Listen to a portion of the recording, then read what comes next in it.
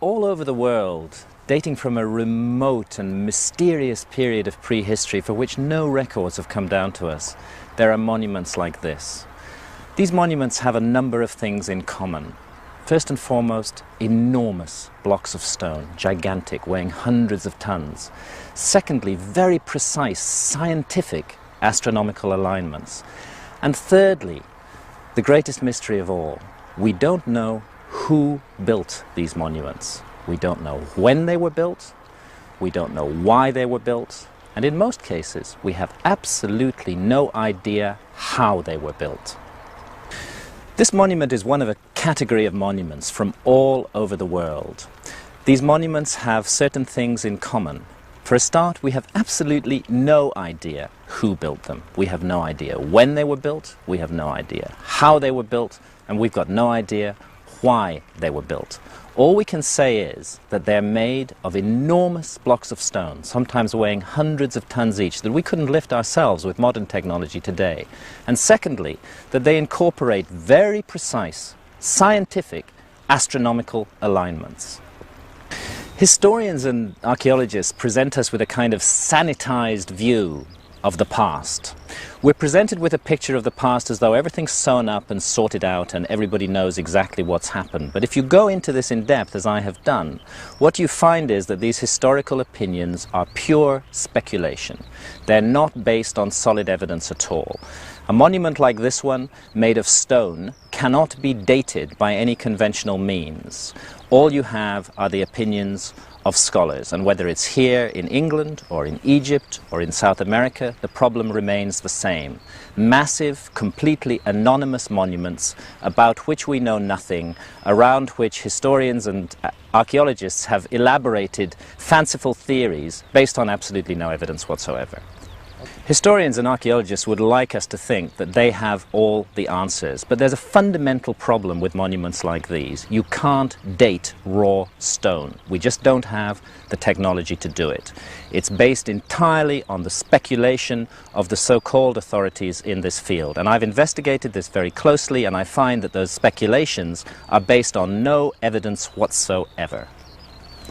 All that we know about the people who built these monuments is what we can deduce from the monuments themselves. And if we look at these monuments with open minds and open eyes, we find something very interesting. Firstly, that the level of technology involved in creating them was high, the lifting and maneuvering of these huge blocks of stone. And secondly, that they incorporated fantastically accurate astronomical alignments, which could only have been the result of a very accurate observational science. So this is what the monuments tell us. They tell us that the people who built them were serious and intelligent people with a scientific outlook on life. And that's the testimony of the monuments. And no matter what the historians or the archaeologists say, the monuments continue to tell us that story.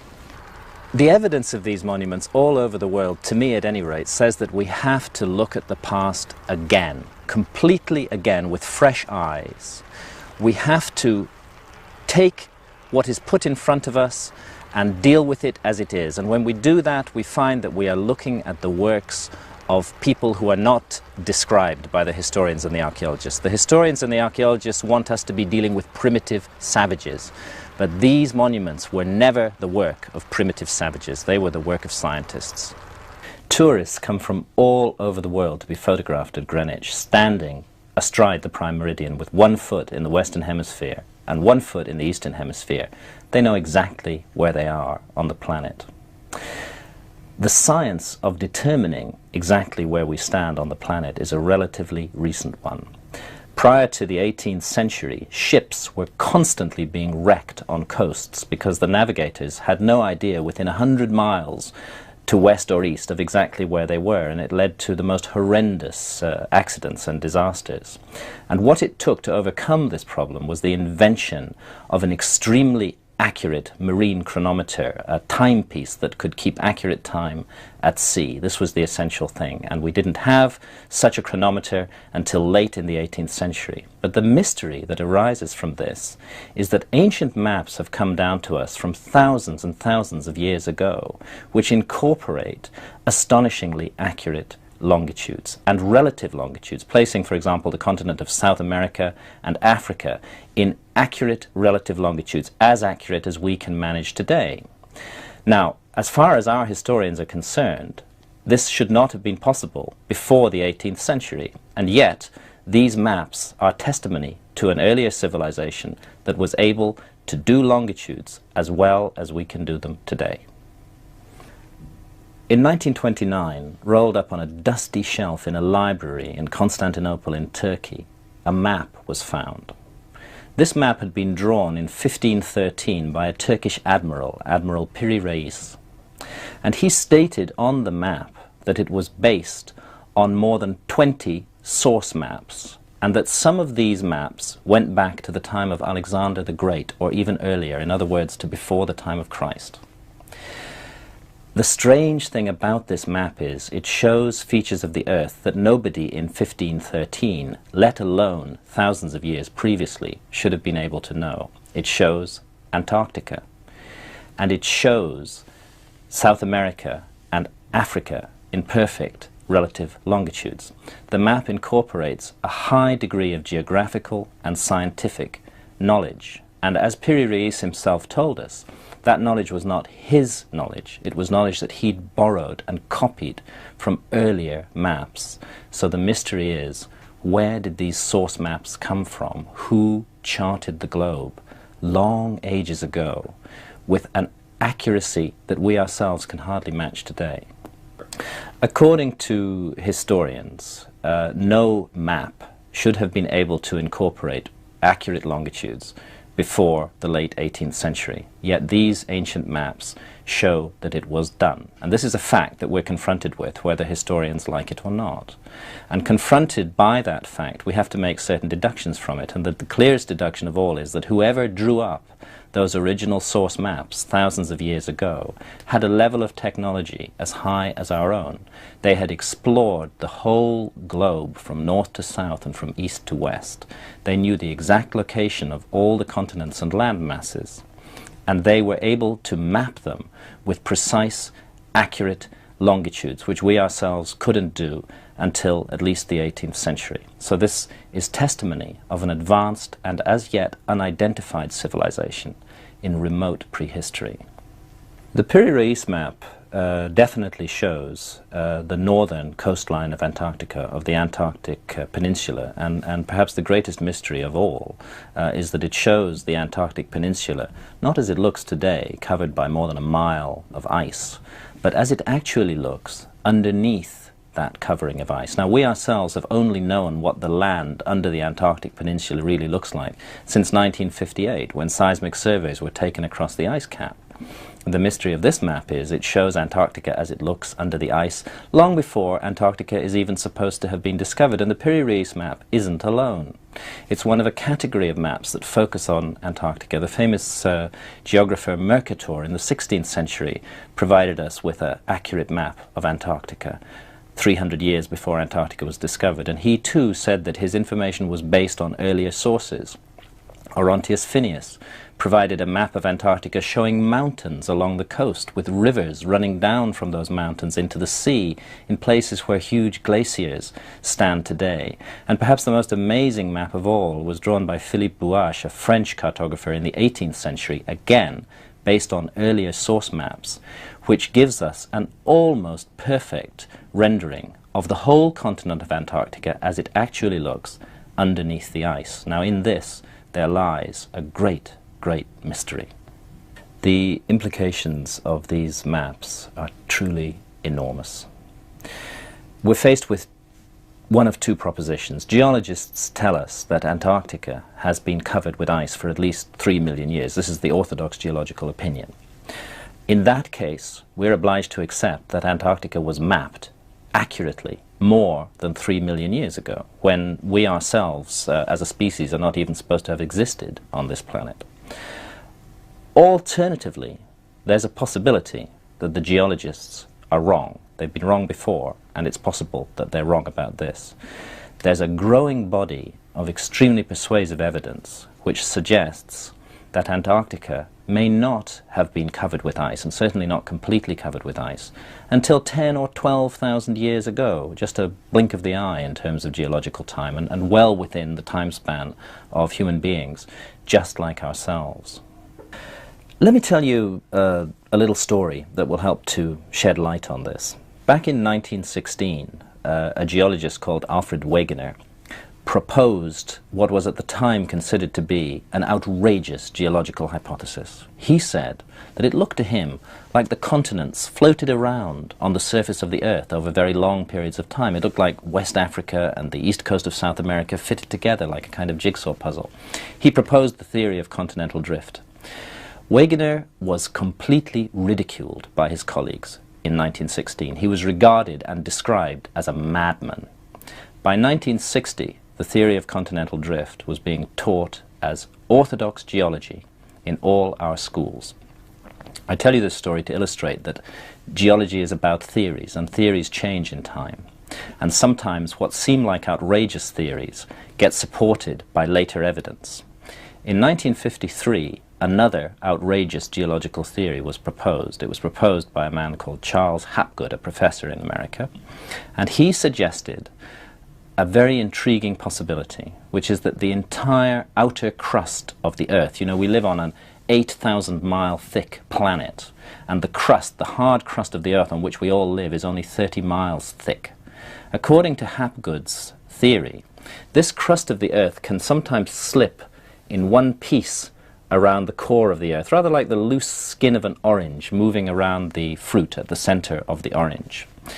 Now, interestingly enough, Hapgood's theory received an extremely strong endorsement at the time from one of the greatest minds of our century, Albert Einstein, who liked the physics of the theory. And I think if Einstein had lived, that we might have seen the theory of Earth crust displacement much more mainstream today than it actually is.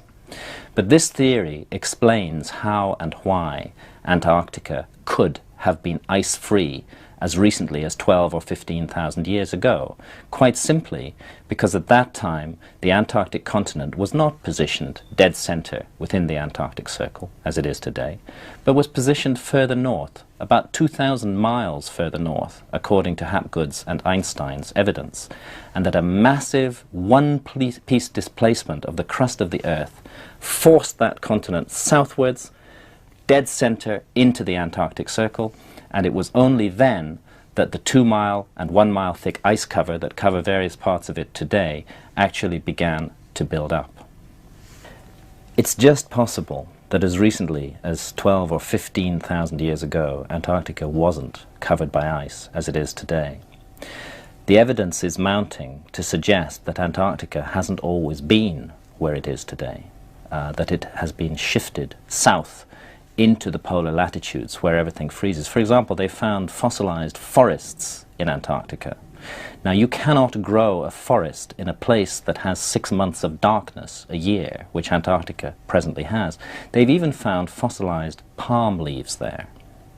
In 1953, a very important but radical theory was advanced by Professor Charles Hapgood in the United States and immediately endorsed as to its physics by Albert Einstein, which provides an answer to all these mysteries.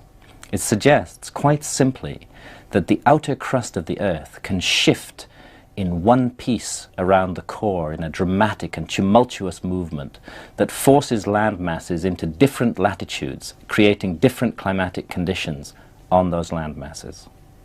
A lot of people ask me what I consider to be a very intelligent question about this issue of relative longitudes and the accurate maps that have come down to us from the past. They say, if the crust of the Earth shifted in one piece, as you're arguing, how come these ancient maps are showing us the world as it looks today? Shouldn't they be showing us it as it looked before the crustal displacement? I've gone into this in great depth, and I think there's an answer to this question. What all the evidence suggests very, very strongly is that an attempt was made to remap the planet after the displacement of the crust, so that these maps have come down to us from a time when that tremendous cataclysm of the displacement of the crust was over. I think these maps were done by the survivors of a civilization that was destroyed in the displacement of the crust, and that they sought to create again an accurate picture of the world that they now found themselves living in. The issue of the displacement of the Earth's crust creates a problem in relation to the ancient maps, because the maps show us accurate longitudes as they are today. But in that problem, I think we find also the solution to the problem. We find actually a way of dating the epoch in which these maps were drawn. The evidence suggests to me very strongly that these maps were drawn up after the displacement of the crust. They were an attempt by the survivors of a forgotten civilization to give themselves again a picture of the world that they were living in as they found it after this tremendous disaster had taken place. In my opinion, this whole mystery is closely tied up and interwoven with the mystery of the last ice age, and it really is a huge mystery. Everybody knows, we all learn it at school, that there was such a thing as an ice age. And it's very clearly established in the geological record that, for example, North America was covered with ice more than 2 miles thick, as far south as the Mississippi Delta, almost into the tropics. This ice was stable for more than 50,000 years. And then suddenly, and relatively recently, 15,000 years ago approximately, it all started to melt. And within just 2,000 years, that enormous mass of ice had completely melted down. Sea levels went up 400 or 500 feet around the world. No geologist has ever been able to explain why this happened, why the Ice Age ended so suddenly. But perhaps the answer lies in the theory of Earth crust displacement. Perhaps the reason that North America was covered with that mass of ice was because at that time it was situated much more closely to the North Pole than it is today. It was then shifted south into warmer latitudes by a displacement of the crust, and that would explain, naturally, why all that ice melted so rapidly, because it was in a much warmer climate. The theory of Earth crust displacement actually explains many mysteries. It explains why there was a last ice age, it explains why the ice suddenly melted, and it explains also a very great mystery indeed, which is why we find literally flash frozen over large areas of northern Siberia and northern Canada, enormous quantities of carcasses of mammoths and other large mammals which appear to have been hit by some kind of gigantic cataclysm. The evidence suggests that that cataclysm was a displacement of the crust, which forced some areas of the northern hemisphere south. It was a kind of swiveling, turning of the outer crust of the Earth, and while some parts of the northern hemisphere were shoved south, other parts which had been in relatively warm latitudes were shoved north, much closer to the North Pole, and almost literally overnight. This is the only theory that I've come across which can explain these hundreds of thousands of carcasses of basically warm weather animals very close to the North Pole today. All in a kind of zone of death all over the northern hemisphere, northern Siberia and northern Canada, we find the frozen carcasses of hundreds of thousands of large mammal species, mainly mammoths, but also woolly rhinos and other creatures of this kind. And when their stomach contents are examined, as they have been, they're found to have been grazing on warm weather vegetation, and yet they're now positioned extremely close to the North Pole. The only theory which really explains this mystery is the theory of crustal displacement, that the land that they were on was shoved into a much colder climate very suddenly. Charles Hapgood is one of the great unsung geniuses of our time. He was a man who had the courage to follow the evidence where it led him and to put forward conclusions from that evidence that were coherent, solid, imaginative, and clear, even though those conclusions were totally at variance with the opinion of the historical and geological establishment of the time. To put it simply, the man had guts. He backed his own findings with his own reputation. He was prepared to take the risk in order to get this truth out to the world, and he deserves recognition for that. I would say that Charles Hapgood was a first-class researcher who checked and double-checked and triple-checked every single fact before he put it down in writing. This man was a meticulous researcher, and he's been underestimated for far too long. It's high time that the scientific establishment went back and re-examined the incredible body of evidence that Hapgood put together and has left for us to make sense of today. Why isn't Hapgood's theory of crustal displacement widely accepted today? The geological establishment has a reluctance to accept new ideas. This has been the case all the way down the line. An example is Alfred Wegener in 1916, who advanced the theory of continental drift. At the time, he was ridiculed as a madman. Today, continental drift is taught as orthodoxy in all our schools. And I think it's the same with Hapgood. It's going to take a number more years to pass before the geological authorities are prepared to admit that he could be right. All over the world, we find traces of what I call the fingerprints of the gods. The echoes, the memories, the monuments left behind by a civilization that has not been identified by historians. But the great problem is that all we find are these faint hints and traces. We find the fingerprints, but we don't find the body. Now, coming down to us from the remote past is a whole category of legends, of which the most famous is the legend of Atlantis, that speaks of a continent on which a great advanced civilization existed long ages ago. The problem with the whole notion of Atlantis, and what's really scuppered it as a workable theory up to now, has been the fact that nowhere around the Earth has anybody been able to find any traces of a lost continent. The idea that it's on the ocean bottoms doesn't work, because the ocean bottoms have all been mapped, and there's no lost continents down there, either in the Atlantic or in the Pacific or anywhere else. Canadian researchers Rand and Rose Flemath came up with an answer to this problem, which I personally find very convincing and which ties in very closely to the theory of Earth crust displacement. Their answer to the problem is very simple. They say that the lost continent of Atlantis is actually Antarctica, and that it's under 2 miles of ice at the South Pole that we are going to find the great engineering works, the harbors, the buildings, the libraries of this lost civilization. That's where we're going to find the body, as it were, instead of just the fingerprints. Beautiful.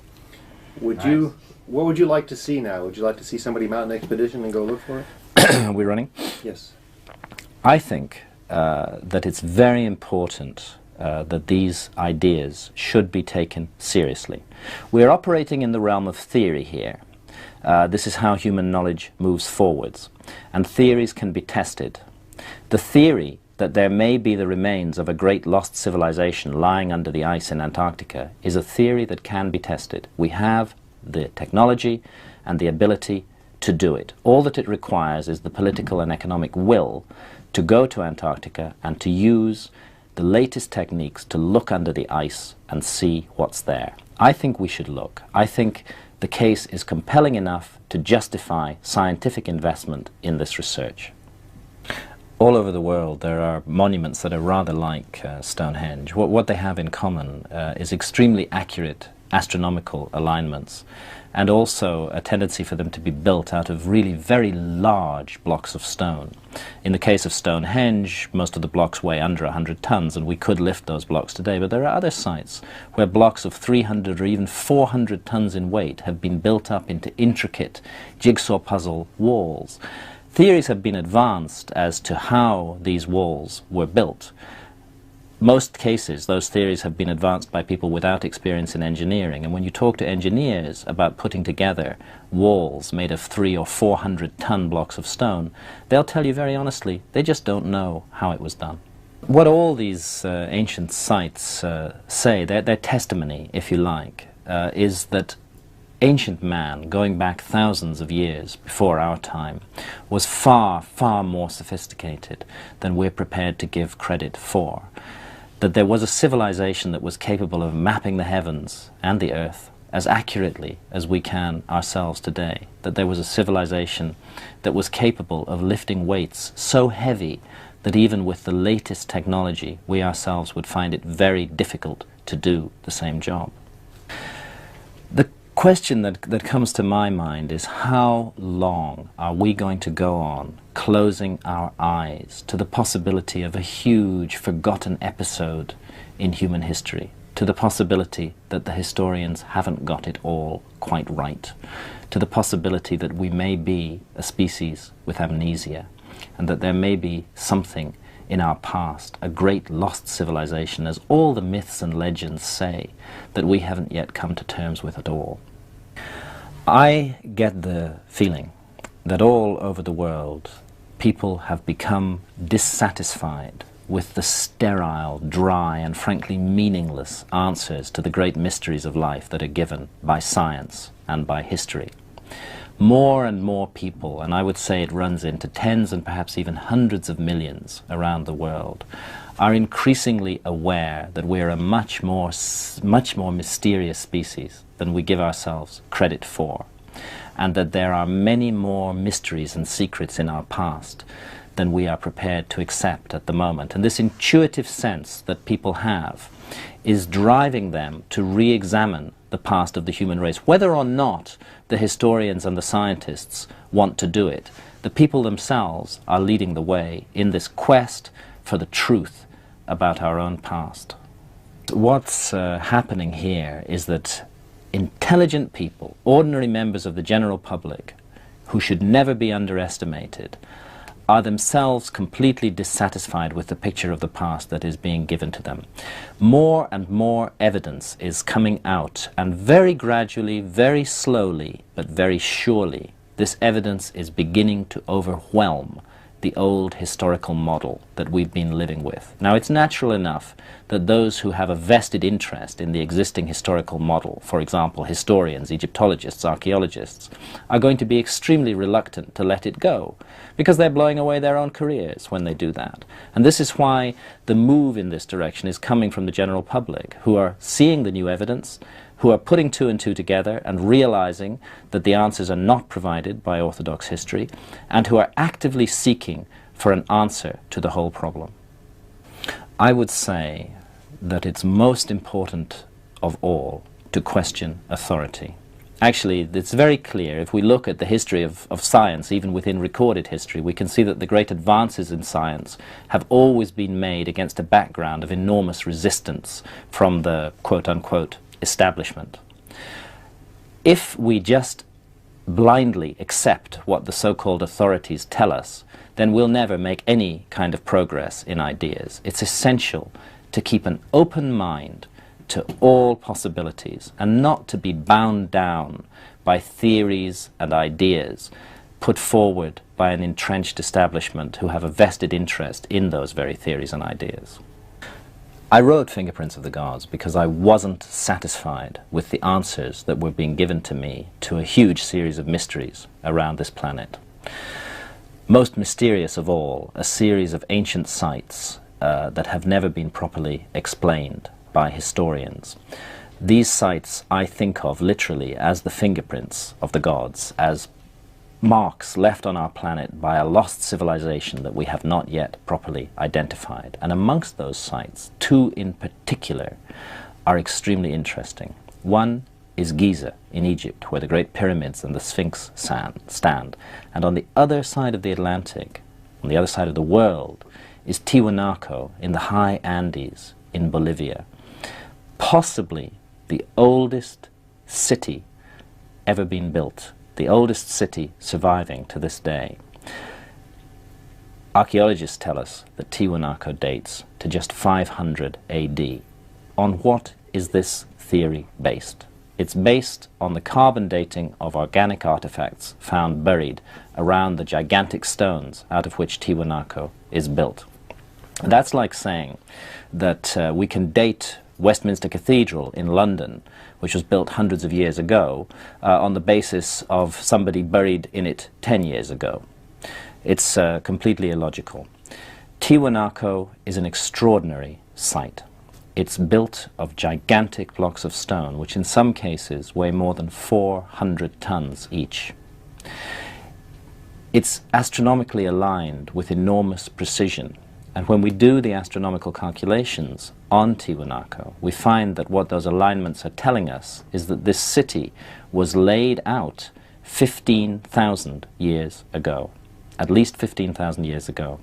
And that also ties in with the geology of the site, because it's very clear, and even orthodox archaeologists don't dispute this, that Tiwanaku was built as a port on the shores of Lake Titicaca. Now, Lake Titicaca today is almost 15 miles away from Tiwanaku and more than 100 feet lower. Of course, different lakes lose their water level at different rates, but I've talked to experts from the British Geological Survey who are working in that area at the moment.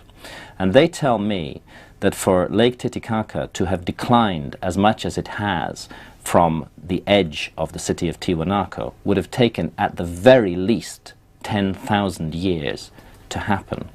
So it seems sometimes that the geologists and the archaeologists don't compare notes on these problems, and perhaps if they did, we'd begin to get a better idea of what really went on in our own past. Situated at an altitude of 12,500 feet above sea level, Tiwanaku in the high Andes in Bolivia is one of the strangest and most mysterious sites in the world. A site that may have been very wrongly dated by conventional archaeologists working in that area. Round about the turn of the century, a great Bolivian scholar called Arthur Poznański, a professor at La Paz University, began a 50-year study of the ruins of Tiwanaku. Year in, year out, no matter what the conditions, no matter what the weather, Poznański was up there, excavating, measuring, carefully calculating the alignments of the site. And as a result of that 50 years of work, he came up with an extraordinary conclusion. He concluded on the basis of astronomical alignments that Tiwanaku had been laid out more than 15,000 years ago, long before any civilization known to history is ever supposed to have existed. When the Spanish first arrived in South America, they asked the local people, the Incas at that time, who built this incredible city of Tiwanaku with these gigantic blocks of stone? Did you build it? The Incas said no. In fact, they laughed at the idea. They said we had nothing to do with this. This was built thousands of years before our time.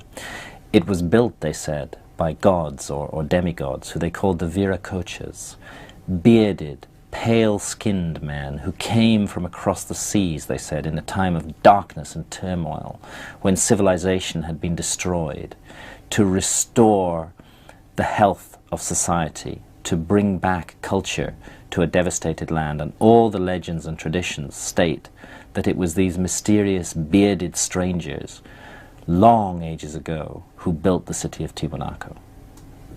The best bet is that the powerful statue, the middle of the three pillars in the subterranean temple in Tiwanaku, is an image of this bearded civilizing hero, Viracocha. Certainly the beard is very evident on the face, and the features of the face in no way resemble the features of a native of that area. He looks like a foreigner, and in fact, so much was he remembered to have looked like a foreigner that when the Spanish first arrived in South America, bearded, pale-skinned, coming from across the sea by boat, exactly as Viracocha was said to have come in all the legends, the local people at first welcomed the Spaniards, believing that they were the gods returning. But unlike the Viracochas, who brought only good things with them and who tried to create civilization and a prosperous and worthwhile society, the bearded Spaniards who came to South America destroyed everything that they found in their way. They obliterated almost all traces of the ancient civilizations that had lived in that area. They wiped clean one of the memory banks of mankind. Is the upper statue also Viracocha? It's been speculated that the statue on the side of the gateway of the sun also represents Viracocha. all of this is speculation because we have no records coming down to us from this period. But it is a great mystery to find on these extraordinarily ancient monuments the images of a type of people who should not have been present, according to conventional history, in the Americas at that time. Well, who was Viracocha and where did he come from? My own view is that Viracocha was one of the survivors of a great lost civilization of high antiquity that was destroyed in an enormous global cataclysm. I think there were a number of survivors, and all around the world we find memories of people like him, tall, bearded people. Quetzalcoatl in Mexico is another example. Osiris in Egypt is another example. I've made a very close study of the symbolism of all of these figures, and they have a remarkable amount in common, much more than can be explained by coincidence. I think what we're looking at here are very ancient memories of a people from a civilization as yet unidentified by history, who sought to keep the light of knowledge burning in a devastated world.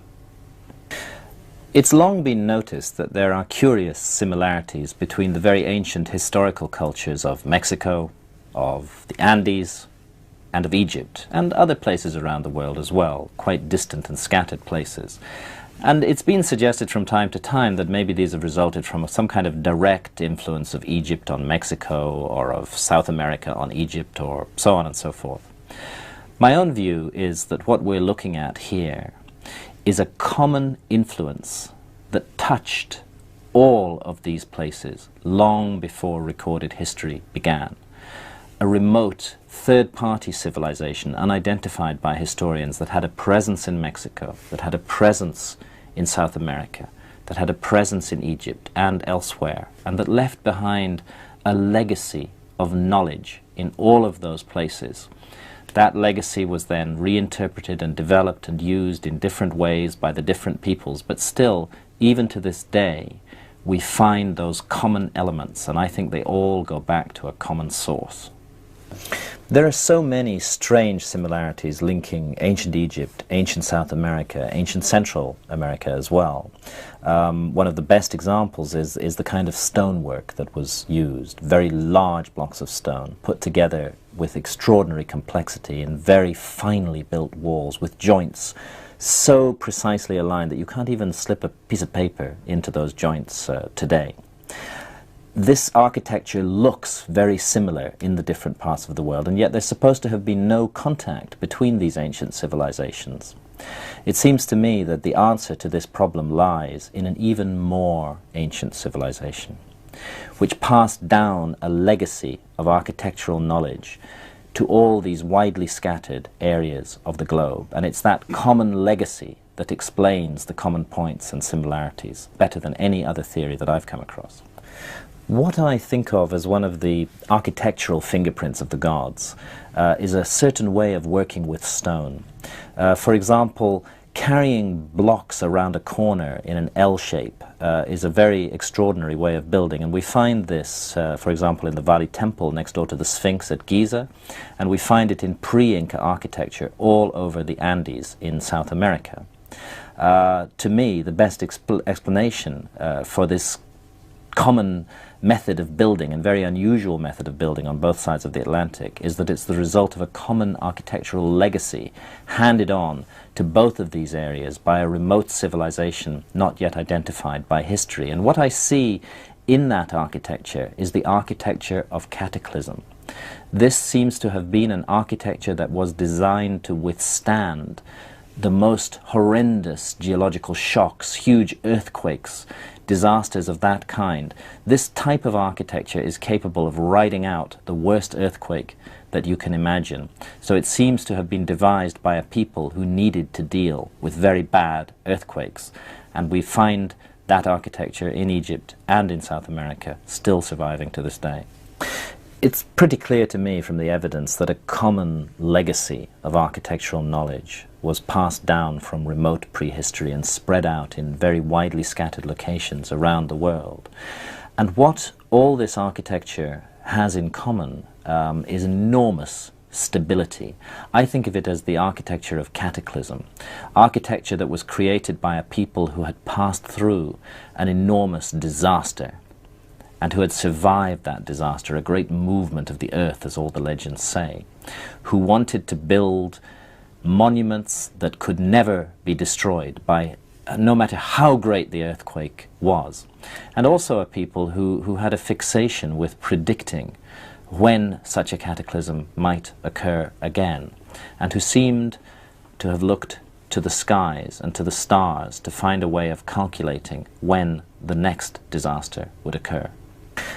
Ask yourself this: if you belonged to a high civilization that had just been almost completely obliterated by a gigantic geological cataclysm, a movement of the crust of the earth, what would you set out to do in the future? First of all, you would set out to create buildings that were extremely stable, that would survive the worst imaginable earthquake. And that's what we find in these fingerprints of a lost architectural knowledge all around the world. A fixation, a desire to create buildings that would last forever, no matter what happened to them. And another thing that we find is a focus on trying to predict when the cataclysm will recur. What has come down to us from the ancient past seems to be a message that by a close study of astronomical phenomena, it is possible to predict when the Earth will again be visited by this all-destroying cataclysm. And the eeriest thing of all is that there's a convergence of ancient mythology from all around the world. The best known example is the Mayan calendar from Central America, which tells us very precisely that there's going to be another great movement of the Earth on the 23rd of December in 2012 AD in our calendar. All of this based on very careful astronomical observations. Now, I'm not saying that the ancient myths are right. What I am saying is that we would be stupid if we didn't at least listen to this testimony that has been passed down to us from a remote time, and a testimony that bears the fingerprints of scientific thinkers, not primitive savages. The prime meridian at Greenwich is measured with the latest modern techniques, and beside the meridian line there stands a meridian building which is oriented north, south, east and west. The interesting thing about this building, although it incorporates all the latest knowledge, is that it is in fact 9/60ths of a degree off true north. And that's about the best we can do with our culture. But if you go to Egypt and go to the Great Pyramid, which is not just any little building, which is a 6 million ton building, and which is at the very least 4,500 years old, and perhaps much older, you find that it is just 3/60ths of a degree off true north. Now, what this tells us is that the people who built the Great Pyramid were people with advanced scientific knowledge, with the ability to express that knowledge with incredible precision in the most remarkable monument that has ever been built on the face of this earth. We're told by Egyptologists that that monument, perfectly oriented due north, south, east and west, was built simply to satisfy the ego of some pharaoh of the 4th dynasty as his tomb. Everything about the monument proclaims the opposite conclusion, that it could never have been a tomb, and that whatever its purpose and function is, it was not to satisfy the ego of an individual pharaoh, whose name is not even inscribed upon it in any place. This is a work of science and intelligence left for future generations to puzzle out. Not only is it perfectly oriented to the north, it also stands on latitude 30, exactly 1/3 of the way between the North Pole and the equator. Again, the Egyptologists would like us to believe that this is the result of coincidence. I think this defies common sense, and more people are unwilling to accept such an idea about the Great Pyramid. If it stands on latitude 30, then it does so because its builders deliberately put it there. For several hundred years, a model of what mankind is and of what the Earth is has been steadily building up, I would say since the Renaissance and perhaps even before. And this is the prevailing model that we live with today. Academic specialists, whether they're scientists, physicists, geologists, Egyptologists working in the realm of history, archaeologists, all have a vested intellectual interest in the existing model because that is what their careers are based on. They've grown up with that model. They took it in with their mother's milk. They themselves teach it in universities to other students. For such people, human nature being what it is, it's very easy to understand why they find it extremely difficult to deal with evidence which contradicts that model in which they have such a strong personal investment. And it's natural that they should seek to ignore or discount or even ridicule that evidence. But we're getting to a situation now where the evidence is piling up and piling up and piling up, and the old model is becoming increasingly untenable.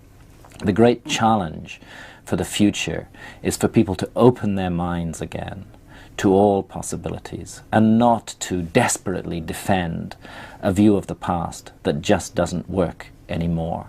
But I'm afraid the last people who are going to be prepared to open their minds to that possibility are the scientists and the historians who are tied in to the existing model. What I sense, particularly with Egyptologists, is a kind of desperation or fear. They themselves can't be completely blind to the new evidence that's coming up that contradicts the model that they've been working with. But they realize that if they admit even one tiny point of that new evidence, that's going to be the thin end of the wedge which is going to overturn the whole model on which their careers are based, and also their whole idea of what the past of mankind is. It's extremely difficult psychologically for anybody to accept such a revolutionary overturn of everything that they hold to be true, and it's natural that they should resist as strongly as possible the new ideas that are coming up. But these aren't just ideas. This is evidence from all over the world which casts doubt on the old model. And that's why people are increasingly turning away from the orthodox authorities and reading books like Fingerprints of the Gods to find answers to the mysteries that puzzle them as well. The model of the old world and the new world is deeply rooted in the conventional historical view that America was discovered in 1492 by people from Europe, and that's when its history begins, although of course we know that the Americas were inhabited for long, long periods before that. But what nobody has ever considered is the possibility that there may have been an earlier world altogether, a civilization on this planet way before what we call history began, in that deep, dark period called prehistory, from which no records have come down. A civilization that knew the world as well as we do ourselves, and which did not divide it into categories of old and new, but that left its traces everywhere for us to rediscover today. I am convinced by the evidence that we are a species with amnesia. We have forgotten something of great importance from our own past.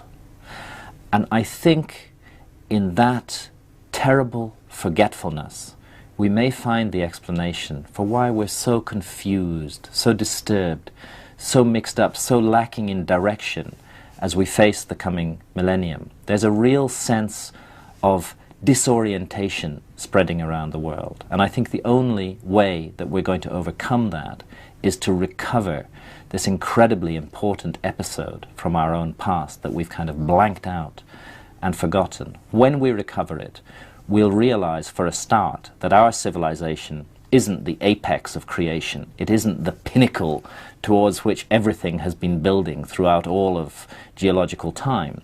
Rather, it's part of an up and down, a flow in history that goes on of civilizations, that it's possible for a civilization to reach a very high level of advancement and be wiped out.